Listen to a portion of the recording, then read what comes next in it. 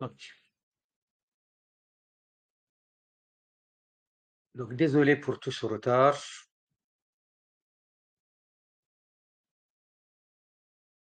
J'espère que vous voyez cette fois-ci mon écran correctement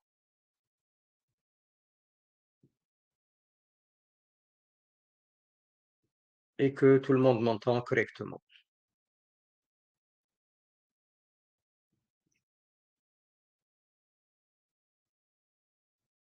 بسم الله الحمد لله وصلى الله وسلم على سيدنا ومولانا محمد وعلى آله وأصحابه والتابعين لهم بإحسان إلى يوم الدين أما بعد. Donc nous nous sommes arrêtés euh, à l'explication de l'intercession la dernière fois. Nous parlons aujourd'hui du paradis et au-delà, Inch'Allah, et au-delà donc dans le livre.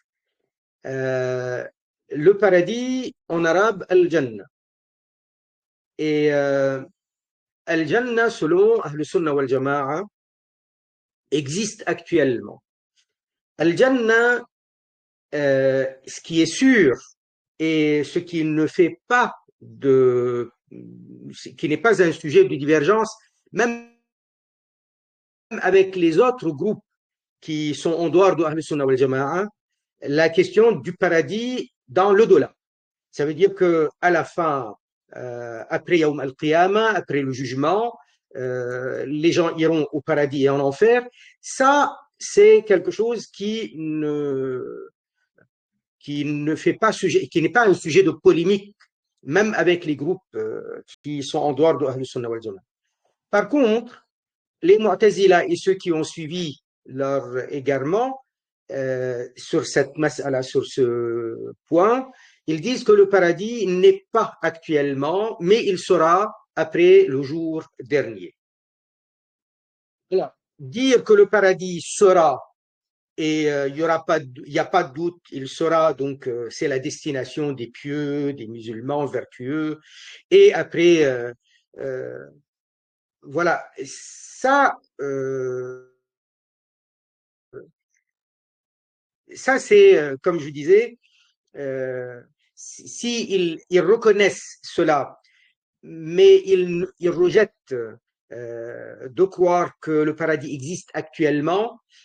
C'est un sujet de d'égarement, mais pas de al-kufr. On ne le considère pas un cas de kufr, d'après nous, ulama de Ahl Sunnah wal Jama'a. Le paradis, al-Jannah, il est au-delà du septième ciel. Donc, nous sommes dans le mois de Rajab. Soit vous avez assisté à un rappel sur le voyage nocturne et l'ascension al-Mi'raj, et où il est expliqué que Rasulullah alayhi salatu salam est arrivé jusqu'à Sidratul Muntaha, au septième ciel, et même il est allé au-delà, plus haut encore, dans un endroit qui lui est réservé, où il a pu entendre la parole d'Allah Azza wa Jal. Et également, dans le cours, il est expliqué qu'un Nabi alayhi salatu salam, il est allé carrément jusqu'à Al-Jannah, il est entré dans Al-Jannah et il a vu Al-Jannah comment il est. Alors actuellement, dans Al-Jannah, bien entendu, le paradis, il est sublime, il est magnifique, les palais au paradis, les jardins verdoyants au paradis. Il y a comme être vivant au paradis, actuellement, il y a les hour, al-hour al-ain, les dames paradisiaques. Les dames paradisiaques, les épouses paradisiaques, on les appelle les houri, les houri, al-hour al-ain. Alors, al-hour al-ain, c'est l'appellation de ce genre de ces femmes, de ces dames-là. On les appelle al-hour al-ain, c'est une description à la base. Parce que al-hour, c'est le pluriel de hawra. Hawra, c'est par rapport à, à la description de son œil, comment il est beau, le blanc de l'œil il est net, le noir de l'œil il est net. Et aïna, pluriel al-ain. Al-ain, pluriel de aïna. Al-aïna, c'est celle qui a les yeux très beaux et bien grands. Donc, وحور عين, c'est carrément dans le Coran al-Karim, Allah Ta'ala, il les appelle وحور عين, les épouses paradisiaques, il les appelle al-Hur al-Ain par rapport à cette description. Donc, elles y sont. Il y a, il y a al-Wildan al-Mukhalladoun, les enfants éternels, qui sont des serviteurs, qui seront au service des, de ceux qui iront au paradis. Mais il y a également, là maintenant, il y a dans des lieux annexes du paradis, il y a les âmes des croyants qui sont destinés au paradis. Après la décomposition du corps dans la terre, dans la tombe, quand il ne restera plus rien, si ce n'est Ajbu al-Dhanab, qui est une petite particule du coccyx, quand il ne restera que cela, de tout le corps, ni chair, ni os, ni rien, que ça, le corps totalement désintégré, décomposé, eh bien l'âme quitte la tombe et ira au paradis. Ça, c'est pour ceux qui sont destinés au paradis. Alors, les musulmans qui ne sont pas pieux, vertueux, et qui ne sont pas, donc, qui n'iront pas forcément du début directement, donc après le jour dernier au paradis, leurs âmes seront soit au premier ciel, soit suspendues entre le ciel et la terre. Et nous avions expliqué que les âmes des mécréants iront dans la septième terre, dans un endroit du nom de Sidjin, de là où elles voient leur place en enfer, où elles voient l'enfer. Au paradis, il est expliqué dans le Coran et dans la sunna du prophète alayhi salatu salam que c'est un lieu magnifique, sublime, et il n'y a pas plus beau qu'on puisse avoir. C'est vraiment le lieu du salut, du bonheur, du plaisir, de la délectation, de la béatitude. Et le plaisir, il sera non seulement état d'esprit, mais physique. Parce qu'au paradis, on mange, on boit, dans le paradis, on vit, on a des habitations, au paradis, on, on se rend visite. Le paradis, c'est une vraie vie, mais c'est la vraie vie. La vraie vie où il y a beaucoup de choses que la personne fait, et c'est quand même pour l'éternité. Il est dit dans le Coran al-Karim et également dans la Sunna que la vie au paradis, elle est éternelle, qu'il n'y a pas de mort au paradis, qu'il y a des rivières de lait, des rivières d'eau, des rivières de miel et des rivières de vin. Mais bien entendu, le vin du paradis, il n'a pas d'effet négatif, il n'enivre pas. C'est juste du plaisir. Il est expliqué dans la Sunna que au paradis, on mange, on boit, même dans le Coran, on mange, on boit, mais ce qui est expliqué dans la Sunna, c'est que ce n'est pas parce qu'on aura faim ou soif. Au paradis, il est expliqué que il y a toujours de la lumière, et il n'y a pas de chaleur, il n'y a pas de, on n'aura pas chaud, on n'aura pas froid. Au paradis, chacun, il aura sa propriété, d'immenses jardins, des cours d'eau, d'immenses palais. Les palais, les palais qui sont au paradis sont sublimes, immenses, c'est des perles creusées et à l'intérieur, donc ça fait des salons, des pièces, etc. Au paradis, tout le monde est beau, tout le monde est jeune. Le prophète, alayhi salatu salam, il explique que une fois au paradis, Allah Ta'ala ordonne à un ange d'appeler tous les habitants du paradis en leur disant Ya Ahl al-Jannah, ô vous les habitants du paradis, vous aurez donc la promesse de vivre sans jamais mourir, de vivre tout le temps, pour toujours, éternellement, sans jamais mourir, d'avoir la bonne santé pour toujours, sans jamais souffrir, d'avoir la jeunesse éternelle, sans jamais vieillir, et d'y goûter au plaisir, de vous y réjouir, mais tout le temps dans le naïm, donc dans la délectation, sans jamais ressentir aucune privation, etc. Il est dit aussi que Allah Azza wa Jal, pour montrer davantage donc de joie, pour donner davantage de bonheur et de joie au cœur des habitants du paradis, et en même temps,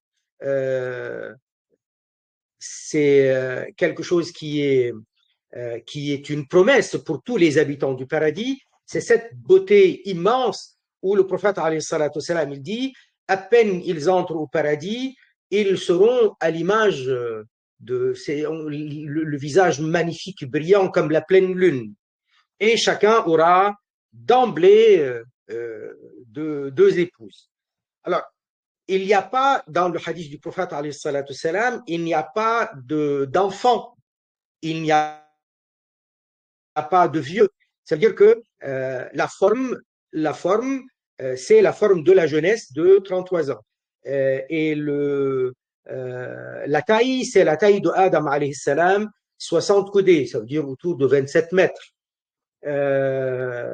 La beauté, le niveau de la beauté, hein, c'est comme la beauté de Sayyiduna Yusuf alayhi salam. Alors quand on parle de ça, ça ne veut pas dire qu'on va avoir la même image, qu'on lui ressemblera.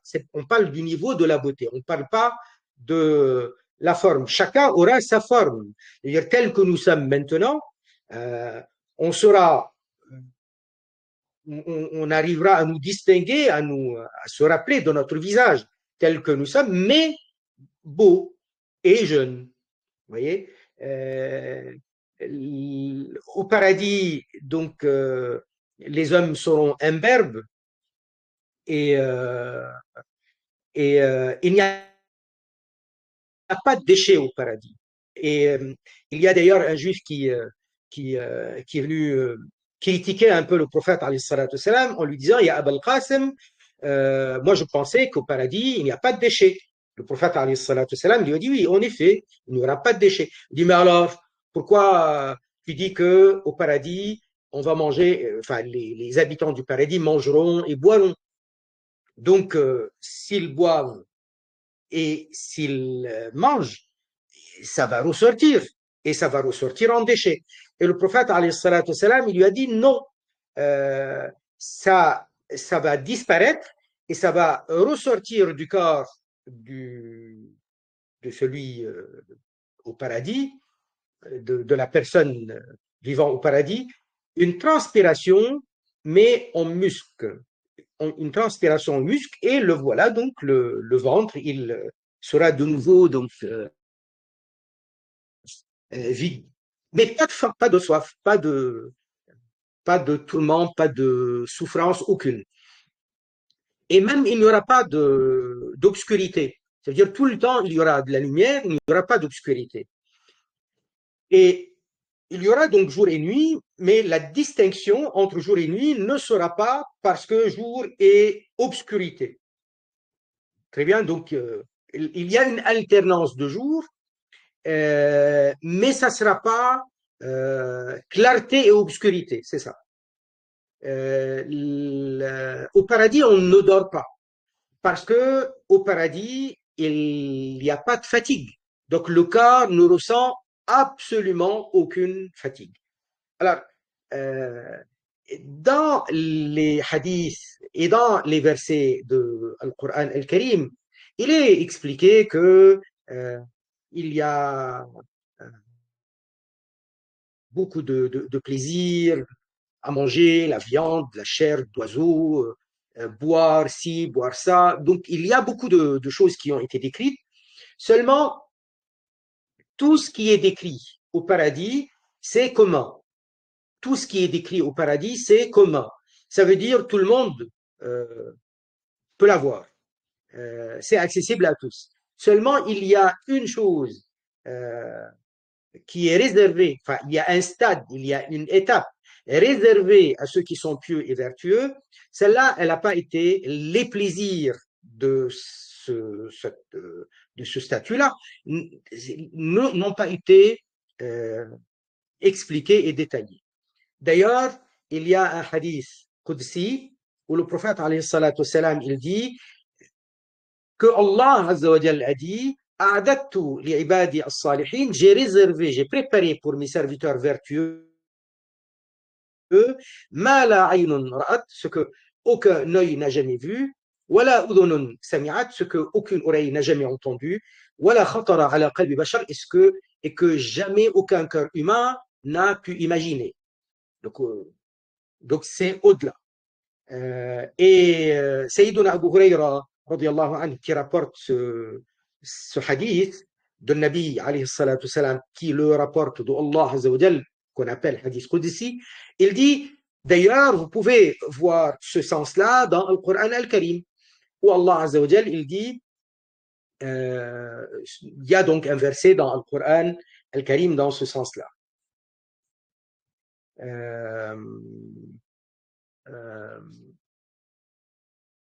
Allah Ta'ala, donc il dit فَلَا تَعْلَمُ نَفْسٌ مَا أُخْفِيَ لَهُم مِّن قُرَّةِ أَعْيُنٍ جَزَاءً بِمَا كَانُوا يَعْمَلُونَ. فَلَا تَعْلَمُ نَفْسٌ. Aucune âme ne sait. فَلَا تَعْلَمُ نَفْسٌ ما ce qui leur est réservé, caché. مِّن قُرَّةِ أَعْيُنٍ, de ce qui fait la réjouissance donc du regard. جَزَاءً, en récompense de ce qu'ils faisaient, donc de leurs actions dans la vie d'ici-bas. Et donc ça, c'est un verset coranique qui confirme ce sens de al-hadith al-Qudsi. Très bien. Alors, ce qu'on peut dire aussi également par rapport au paradis, c'est que au paradis, tout le monde n'a pas le même statut, bien entendu, parce que le paradis, c'est le lieu de la récompense. Donc, il y a ceux qui ont été pieux, vertueux, il y a des degrés dans la piété, il y a des degrés dans la sainteté, et il y a les prophètes. Et le plus haut degré au paradis, c'est Al-Firdaus. Alors, Al-Firdaus, c'est le plus haut. Et c'est là qu'il y a les prophètes, alayhim as-salatu wassalam. Et dans Al-Firdaus, l'endroit le plus haut, le plus prisé, le meilleur, c'est l'endroit qui s'appelle Al-Wasila. Et le prophète, alayhi salatu wassalam, il dit Is'alullah ta'ala li al-wasila. Ça veut dire invoquer Allah, implorer al-wasila pour moi. Il dit cet endroit, il est réservé à un seul et je pense que c'est moi. Donc invoquez, faites le dua en ma faveur par rapport à cela. Et nous croyons qu'effectivement, ça sera le sien. Il y a une chose qui est importante, c'est que au paradis, même s'il y a des statuts différents, et celui qui est meilleur, il a un statut plus haut, mais ça ne veut pas dire qu'on ne peut pas se rendre visite. Ça ne veut pas dire qu'on ne peut pas se voir. Il n'y a pas d'interdiction de visite, même si dans un hadith, le prophète alayhi salatu wassalam, il dit que il y a des gens qui seront au paradis. Mais bien sûr, le paradis, c'est magnifique, c'est sublime, dans n'importe quel côté du paradis, que ce soit les bords, le milieu, les hauteurs, c'est le paradis. Mais il dit, certains statuts sont tellement hauts, on les voit comme aujourd'hui, on est en train de regarder l'étoile. Vous imaginez les étoiles, combien c'est haut? Et donc, il y a des endroits au paradis, on les voit comme aujourd'hui, nous voyons l'étoile très, très haute. Mais ça ne veut pas dire qu'on ne peut pas rendre visite des uns et des autres. Ça ne veut pas dire qu'on ne verra pas le prophète sallallahu alayhi wa sallam ou d'autres prophètes. Seulement au paradis, c'est une vie où on est en train de vivre sa vie avec, avec épouse, avec la famille, avec les amis, parce qu'on se rencontre au paradis et on se rappelle notre vie d'aujourd'hui. Au paradis, on discute de, d'ailleurs, comme la fois précédente où on a parlé de la shafa'a, parmi les shafa'a, parmi les intercessions, les gens du paradis se rappellent des gens qu'ils connaissaient, qui étaient des voisins ou qui étaient des connaissances, et qui, pour eux, enfin, ils avaient pour eux de la sympathie. Donc, ils demandent à Allah Azzawajal de savoir qu'est-ce. Enfin, ils se posent la question entre eux. Il est, ils sont où comme, pourquoi ils ne les voient pas? Et quand ils sauront qu'ils sont en enfer, pour certains, donc, ils seront pas là parce qu'ils sont malheureusement condamnés à l'enfer, mais pas mécréants. Alors, ils vont faire shafa'a, ils vont intercéder en leur faveur pour qu'ils sortent de l'enfer avant de purger leur peine et qu'ils aillent au paradis. Donc, il y a une vie, les gens sont en train de s'occuper de leur vie. Inch'Allah ta'ala, nous serons tous au paradis, nous tous, Inch'Allah, et dans les hauteurs du paradis. Il y a aussi une autre chose, c'est qu'au paradis, euh, même quand on a un statut inférieur à certains, ça ne veut pas dire qu'on ne peut pas accéder à à des statuts plus hauts pour des raisons multiples, parmi lesquelles euh, l'homme au paradis, pieux, vertueux, saint ou prophète, il va avoir avec lui ses épouses, son épouse ou ses épouses, même si celles-ci n'ont pas eu son statut, le statut du mari. C'est très clair, hein? Le prophète, alayhi salam, il aura avec lui ses épouses. Il aura avec lui ses épouses, même si ses épouses sont loin par rapport au degré du mérite. Bien entendu, les prophètes, on ne peut pas égaler les prophètes dans leur mérite. Mais Allah Azzawajal, pour combler la personne pieuse, parmi donc les plaisirs qu'Allah lui accorde, parmi les félicitations qu'Allah Ta'ala lui accorde, c'est de lui apporter sa famille avec lui. Il vivra avec sa famille. Et d'ailleurs, c'est comme ça, d'ailleurs, dans le Coran al-Karim, il dit Al-haqna bihim dhurriyatahum. Al-haqna bihim dhurriyatahum. Donc, même, non seulement l'épouse, mais al-dhurriya aussi, ça veut dire enfants et petits-enfants.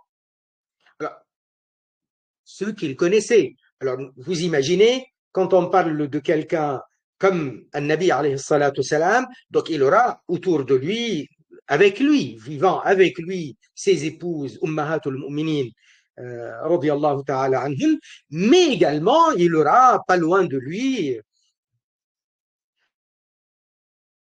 Sayyida Fatima, radiyallahu anha, Sayyiduna Ali, Al-Hassan, Al-Hussein, ces petits-enfants qu'il connaissait déjà au cours de la vie. Alors, comment après c'est organisé, Allahu Alam, mais de toute façon, c'est comme ça dans le Coran, c'est comme ça dans la Sunna.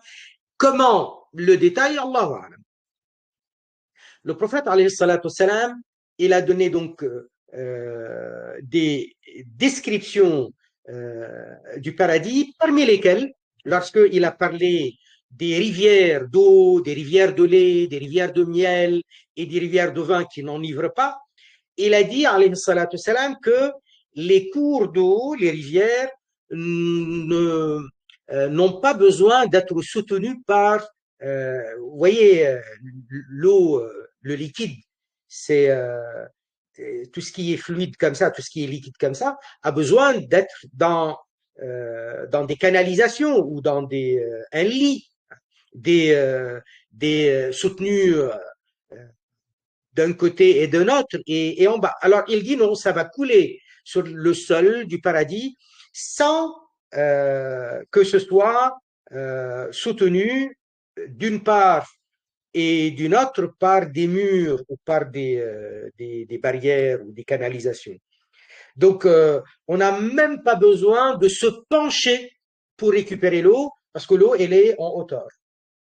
Vous voyez?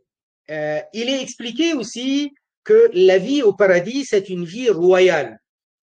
D'ailleurs, Allah Azza wa Jal, il dit dans le Coran al-Karim, si tu regardes là-bas, رأيت ثم رأيت نعيما وملكا عظيما. Tu y verras un naïm que de la délectation, que de la subsistance en abondance, وملكا عظيما, une royauté immense. Une royauté immense, ça veut dire que l'homme du paradis, la femme du paradis, la femme au paradis, la personne au paradis, qui est pas forcément parmi ceux qui sont les plus pourvus au paradis, bah, ça sera comparé à ce que ça sera une vie royale, ça sera une vie majestueuse, royale. D'ailleurs, il est dit dans le hadith que le minimum de serviteurs qu'on aura au paradis, c'est 10 000 parmi al-wildan al-mukhalladoun. Si on voit l'un d'eux, maintenant, si Allah Ta'ala nous permettait de voir l'un d'eux, on verra qu'il a plus de luxe que tous les rois de la terre. Et pourtant, c'est un serviteur auprès de quelqu'un du paradis. Et donc, un plateau en or dans une main, un plateau en argent dans l'autre main. Les arbres au paradis, c'est des troncs en or ou des troncs en argent, ou la verdure, elle est de partout. Le prophète, alayhi salatu wassalam, en, euh, en décrivant Al-Hur Al-Ayn, il dit si l'une d'entre elles, hein, se présentait dans notre espace, ça veut dire au-delà donc du paradis, et on la verrait dans notre espace, rien qu'en en voyant, enfin, donc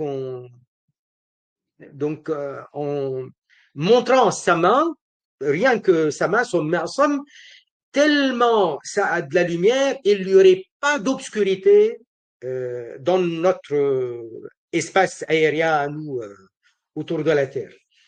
Et il a dit que même quand il a parlé de le prophète, alayhi salatu wassalam, il y a les sahaba qui étaient autour de lui et ils ont pu voir des gens qui étaient des rois, avec beaucoup de parures, beaucoup de belles choses, quoi,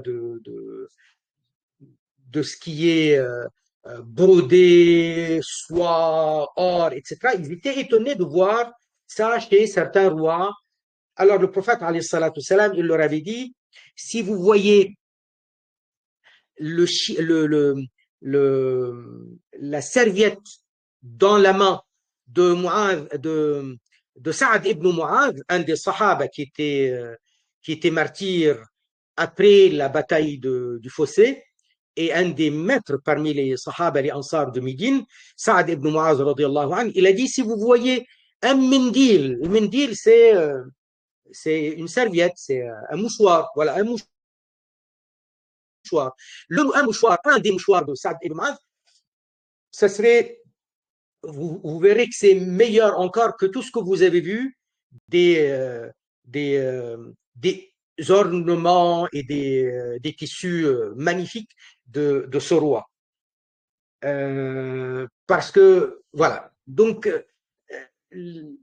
Allah Azza wa Jal, il dit par exemple dans Surat Ar-Rahman, en décrivant le paradis, متكئين على فرش بطائنها من استبرق. Muttaki'in, donc les gens du paradis, ils s'appuient, ils s'adossent, ils s'appuient sur des furush, donc les matelas, les lits. Bata'inuha min istabraq. Donc leur garniture de ces lits, de ces matelas, l'intérieur, c'est de l'istabraq. L'istabraq, c'est de la soie épaisse. De la soie épaisse. Alors, les ulama de tafsir au Coran, ils disent, regardez, il nous a décrit l'intérieur Donc, si l'intérieur est de Al-Istabra, qu'est-ce que ça serait alors le côté apparent, le côté qu'on touche, le côté qu'on voit, qui est encore meilleur. Bref, Allah Azza wa Jal, donc, il nous donne envie du paradis. Et il nous dit de nous surpasser les uns les autres pour parvenir au paradis. Le paradis, c'est vraiment la vraie vie. Allah Ta'ala, il dit que le paradis, c'est Al-Hayawan. Le terme arabe dans le Coran Al-Karim, c'est Al-Hayawan. Le mot Al-Hayawan, ici, à ne pas confondre avec le mot Al-Hayawan qu'on utilise pour parler de l'animal. Parce que dans la langue arabe, ici, dans ce contexte, Al-Hayawan, c'est pour nous parler de ce qui est le plus intense et de ce qu'on appelle Al-Hayat. Al-Hayat, la vie. Donc, il dit Al-Hayawan, donc la vie, la vraie vie, où il y a de l'action, où il y a on est donc l'émotion. Vous voyez, dans Al-Hayat, nous sommes vivants actuellement et dans notre vie, il y a des moments de lassitude, il y a des moments d'action ou d'inaction, mais lorsqu'il décrit la vie au paradis par Al-Hayawan, c'est pour dire c'est pas une vie, simple vie, c'est carrément une vie pleine où il y a que de choses remplies, mais remplies de quoi? De bonheur. Tout le temps, tout le temps, tout le temps, plaisir, bonheur, plaisir, bonheur. Voilà. Donc, et il y a beaucoup de hadiths donc à ce sujet.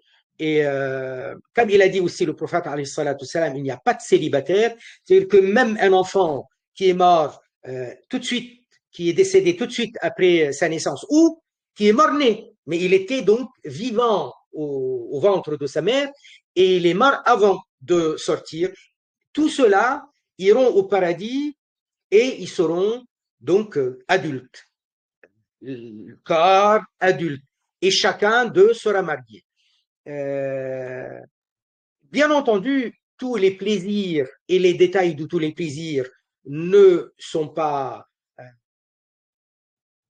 tous ces plaisirs ne sont pas décrits en détail, mais nous voyons beaucoup de descriptions déjà. Et tous seront mariés. Alors, il y aura donc les femmes, les humaines mariées, mais les hommes seront mariés non seulement à des femmes humaines, mais aussi à des épouses paradisiaques. Et au paradis, il n'y a pas de défaut. Ni le défaut physique, on l'a plus, et même les défauts dans notre comportement, il disparaîtra. Donc, il n'y aura que du plaisir. Il n'y aura pas de jalousie, il n'y aura pas de mauvais sentiments au paradis. Que de belles choses. Allah Azza wa Jal, il dit وَنَزَعْنَا مَا فِي صُدُورِهِم مِّنْ غِلٍّ إِخْوَانًا عَلَى سُرُرٍ مُتَقَابِلِينَ. وَنَزَعْنَا, donc nous aurons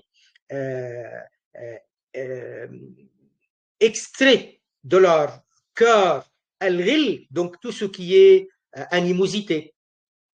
Ils seront donc ikhwan, mais vraiment des frères. Ala surur, sur des trônes, mutaqabilin, assis les uns en face des autres. Et comme il est dit dans le hadith, lorsque la personne a envie de manger quelque chose, il l'aura aussitôt. Quand il a envie de partir voir quelqu'un, son trône se déplace pour l'amener là où il veut aller, etc. Donc, bien entendu, on ne se lasse pas de parler du paradis, tellement le sujet, il est, il est plaisant, mais c'est ça. Donc, actuellement, le paradis, il existe, et autour du paradis, il y a ce qu'on appelle les araf, comme nous l'avions expliqué dans les cours précédents, c'est des murailles autour du paradis. Bien entendu, ceux qui seront sur les araf, parce que en pesant les actes, les bonnes actions et les mauvaises actions, c'était à égalité, hein, le même poids, Donc, ils seront sur les Araf un certain temps, puis après, ils rejoindront le paradis. Donc, ils iront à l'intérieur du paradis par la suite. Et même ceux qui sont musulmans et punis en enfer à cause de leurs grands péchés, qui n'auront pas été pardonnés, et ils vont être punis en enfer un certain temps, on ne sait pas combien, parce que chacun il a des comptes qui le concernent, mais le prophète, alayhi salatu wassalam, il nous parle du tout dernier qui sortira de l'enfer. Mais quelqu'un qui n'a rien fait, à part être musulman, mais vraiment rien fait. Celui-là, il va supplier Allah Azzawajal de le sortir de l'enfer, ne serait-ce que sortir de l'enfer, pas plus. Et il sortira de l'enfer, et puis après, Allah Ta'ala lui demande de donner son engagement qu'il ne demandera plus rien. Effectivement, il va donner son engagement, et une fois en dehors de l'enfer, il va rester un certain temps, puis après, il perd patience. Il va demander à ce qu'il ne voit plus l'enfer, qu'on lui tourne le regard de l'enfer, qu'il ne puisse plus voir l'enfer. Et bien sûr, Allah Ta'ala lui reproche d'avoir manqué à son engagement. Et on le tourne, et il verra de loin le paradis. Et il va patienter jusqu'à perdre patience, et il va demander à être rapproché du paradis. Là aussi, Allah Ta'ala lui reproche d'avoir manqué à son engagement, mais il dira, ça y est, c'est plus rien, je demanderai plus rien. Jusqu'à demander à être proche, puis après à intégrer le paradis. Et quand il sera au paradis, Allah Ta'ala lui dira, donc il fera donc savoir, Inna laka mithla dunya wa ashrata amthaliha. Tu auras l'équivalent de la dunya tout entière et 10 fois plus. Et 10 fois plus. Ça veut dire que quelqu'un qui est le dernier à entrer au paradis, il aura autant. Alors, vous imaginez combien quelqu'un qui a été pieux, qui a été vertueux, quelqu'un qui a pratiqué la prière, le jeûne de Ramadan, il a fait qiyam al-layl, il a fait du dhikr, il a appris le Coran. Plus on avance dans les bonnes actions, et plus, Inch'Allah Ta'ala, on aura de la chance de gagner beaucoup au paradis, et que Allah Azzawajal nous l'accorde, et qu'il nous accorde donc d'être protégés totalement des tourments de la vie de l'au-delà. Ensuite, on parle de la vision d'Allah subhanahu wa ta'ala dans l'au-delà avec les yeux, sans comment, sans espace et sans direction, non pas comme une créature est vue. Et ça, c'est un sujet auquel ne croient pas les Mu'tazila et les chiites qui suivent les Mu'tazila dans cette croyance, même s'ils ne disaient pas qu'ils les suivent. Et même les actuels Khawarij, les Ibadites, qui sont nombreux à Oman, et il y en a dans le sud algérien, il y a une communauté des Ibadites qui sont les restants donc des Khawarij. Pareil, ils ne reconnaissent pas cette croyance comme quoi le croyant au paradis, les croyants au paradis verront Allah Azza wa Jal de leurs yeux, les yeux de la tête. Et là-dessus, les ulama disent que c'est un égarement et non pas forcément un cas de kufr, mais c'est quand même de l'égarement. Les Ahlus Sunnah wal Jama'a sont unanimes qu'il faut croire que Allah Azza wa Jal sera vu par les croyants. Inch'Allah, nous le verrons une fois au paradis par les yeux de la tête. La vision d'Allah subhanahu wa ta'ala. Alors pourquoi les ulama de Ahlus Sunnah wal Jama'a insistent dessus? Parce que nous avons des textes coraniques qui le disent, même si les textes coraniques, pour les autres, sont des sujets à ta'wil, ça veut dire à une interprétation au-delà du premier sens, ils ne le prennent pas au premier degré.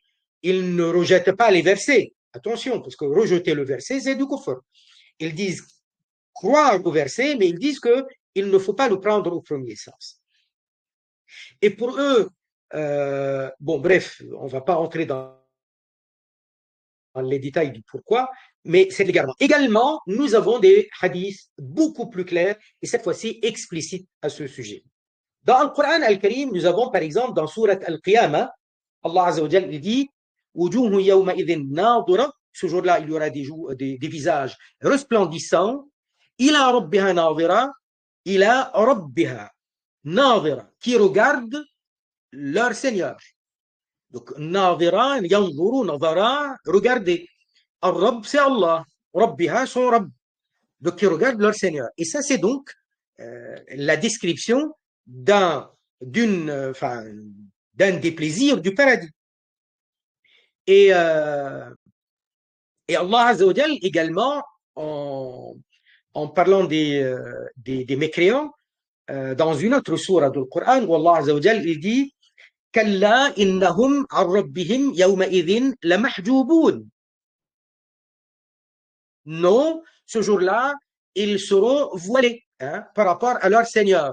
Ça veut dire quoi, voilés par rapport à leur Seigneur? Ça veut dire qu'ils ne verront pas leur Seigneur. Et donc ça, c'est de la malédiction de leur sort, qu'ils ne verront pas leur Seigneur. Sinon, ça veut dire quoi? Mahjouboun.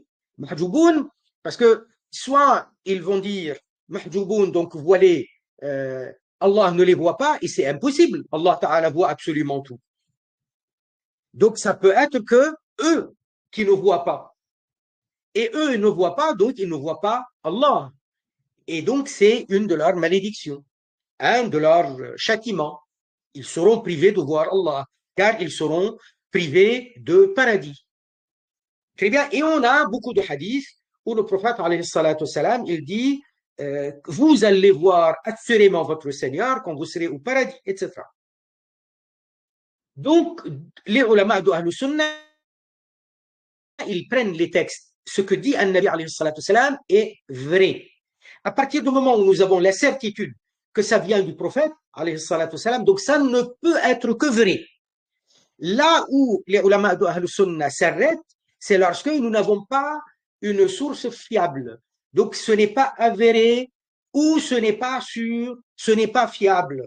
Mais quand il y a une certitude que c'est prononcé par le prophète alayhi salatu wassalam, et il n'y a pas lieu de prendre la parole au second degré, parce qu'il faut, par respect pour le texte, le prendre au premier degré. Seulement dans deux cas, nous ne pouvons pas le prendre au premier degré, et c'est seulement dans ces cas-là que nous sommes obligés de faire un ta'wil. Ça veut dire aller au-delà du premier sens. Et c'est pas le cas pour voir Allah Azza wa Jal avec les yeux de la tête. Par contre, istawa ala al-arsh. C'est clair que ça ne peut pas être au premier sens. Le premier sens serait donc assis sur le trône, établi sur le trône, redressé après être tordu. Tout ça, c'est le premier sens rejeté clairement parce que, premièrement, c'est contraire aux autres textes explicites qu'Allah Azza wa Jal, rien ne lui ressemble, rien n'est tel que lui, et également quelque chose qui est absurde, qui est rejeté par le rationnel. Donc, obligé à partir de là de le prendre au second degré et dire il y a un ta'wil. Istawa, donc, c'est la domination et non pas s'asseoir ou s'établir. Par contre, pour wujuhun yawma idhin nadira, ce jour-là, il y aura des visages resplendissants. Ila rabbiha nadira, qui regardent leur Seigneur. Il est où l'absurde? Et il est où l'irrationnel? Et il est où le contraire d'un texte explicite? Il n'y a pas de problème à ça. Alors, nous avons également quelque chose qui est très fort à ce sujet, parce que Sayyiduna Moussa alayhi salam, il a demandé à Allah Azza wa Jal de le voir. Il a dit Arini anzur ilayk. Et ça, c'est dans le Coran. Moussa, qui est un prophète, et pas n'importe quel prophète, un des plus importants prophètes. Même de toute façon, s'il était un prophète, même s'il n'est pas parmi les plus importants. Un prophète, forcément, il connaît parfaitement ce qu'il faut au sujet d'Allah Azza wa Jal. Donc, il dit, Arini anzur ilay. Donc, permets-moi de te voir. Et Allah Azza wa Jal, il lui dit, Lan tarani, tu ne me verras pas. Très bien. Et Allah Azza wa Jal, en plus, il lui dit, Walakin anzur ila al-jabal. Mais plutôt, regarde la montagne. فإن استقر مكانه فسوف تراني. Si la montagne reste à sa place, tu me verras. Donc, il y a possibilité que la montagne reste à sa place. Très bien. Donc, comme la question de le voir était sous condition d'une chose possible, c'est possible rationnellement que la montagne reste en place, c'est possible rationnellement. Donc, lorsque voir Allah est possible, et cela, ça dépend d'une condition possible rationnellement, ça veut dire qu'il n'y a rien d'irrationnel, rien d'absurde, rien d'inconvenant que de croire que Allah Ta'ala peut être vu. Hein? Et donc, Allah Azza wa Jal, il dit فَلَمَّا تَجَلَّى رَبُّهُ لِلْجَبَلِ جَعَلَهُ دَكًّا. Mais lorsque Allah Azza wa Jal s'est manifesté pour la montagne, donc il a permis à la montagne de le voir, parce que tajalla, ça veut dire il s'est manifesté pour la montagne. جَعَلَهُ دَكًّا. Il a fait que la montagne elle s'est écroulée. وَخَرَّ مُوسَى صَعِقًا. Mais Moussa alayhi salam, il a perdu connaissance, il est tombé. Donc, il est où l'irrationnel alors que Moussa alayhi salam demande à le voir. Et Allah Ta'ala lui dit, tu me verras si jamais la montagne reste en place. Et Allah Ta'ala s'est montré à la montagne, mais la montagne n'a pas supporté. Donc, il est où le problème? Pourquoi à ce point-là s'acharner pour dire non, ce n'est pas acceptable.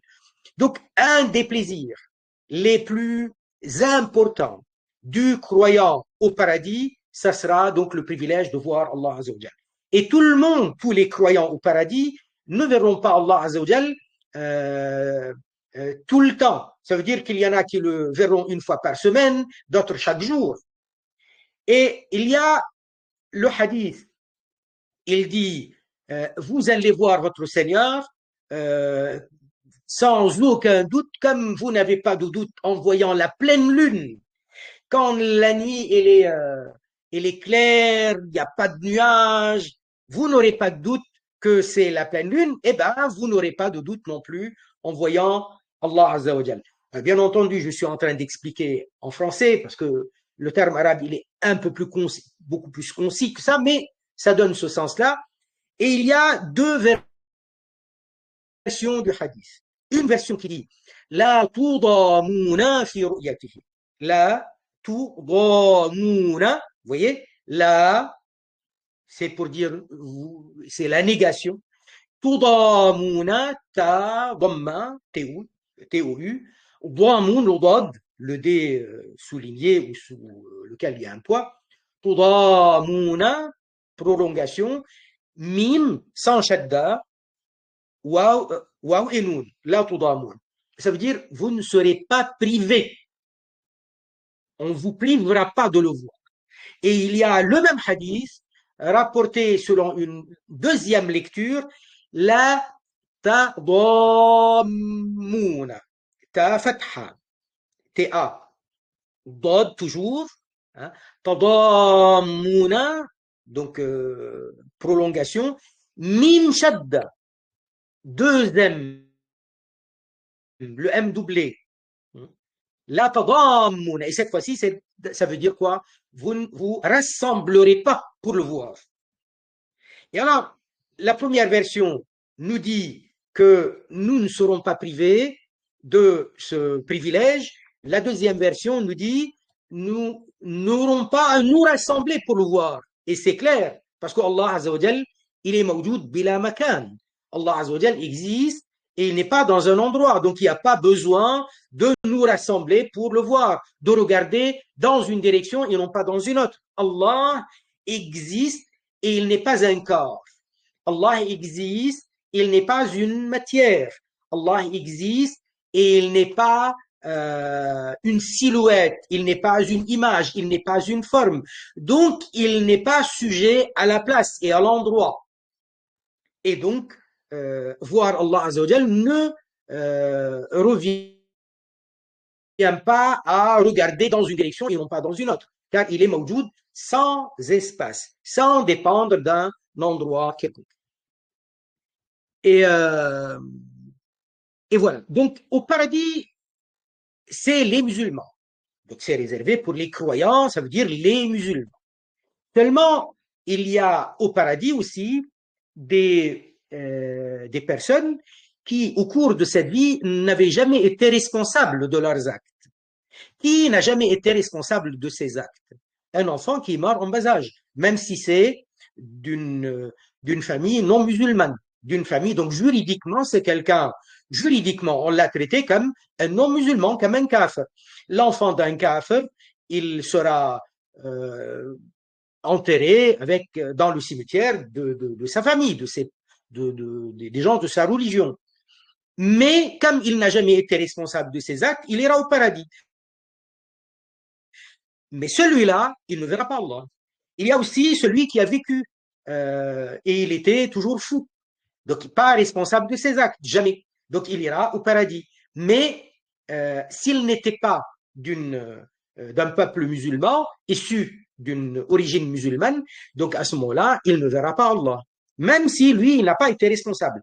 Également, vous avez ceux qui ont été non musulmans, mais pas enfants en bas âge, morts en bas âge, pas des fous, mais qui n'ont jamais entendu le second témoignage, par exemple.